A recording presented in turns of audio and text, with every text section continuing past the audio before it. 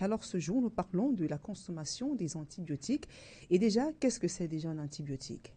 Ok, j'aime bien les mots, le jargon médical parce que Oui, on peut facilement trouver la signification de mot à partir de son étymologie. Et moi, d'accord. j'aimais souvent m'amuser avec ça quand j'avais mon dictionnaire médical, j'étais encore en troisième ou quatrième année.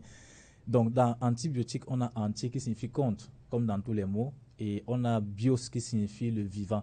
Donc, c'est l'ensemble des médicaments qui s'attaquent à tout ce qui est micro-organismes. Parce que quand on dit vivant, l'être humain aussi c'est le vivant, les animaux aussi c'est le vivant, les plantes.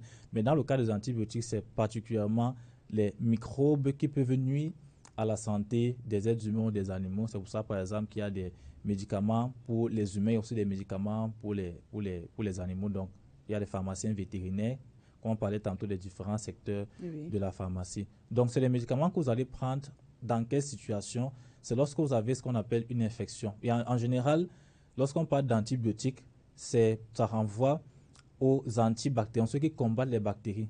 Parce que dans la grande famille des microbes, c'est subdivisé en sous-familles.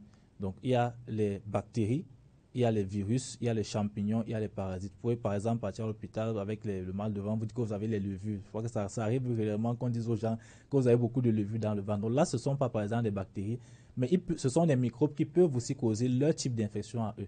Donc les antibiotiques en général seront des médicaments qui seront donnés aux patients qui souffrent d'une infection bactérienne. Et lorsqu'on dit infection, c'est un peu comme une forme de colonisation.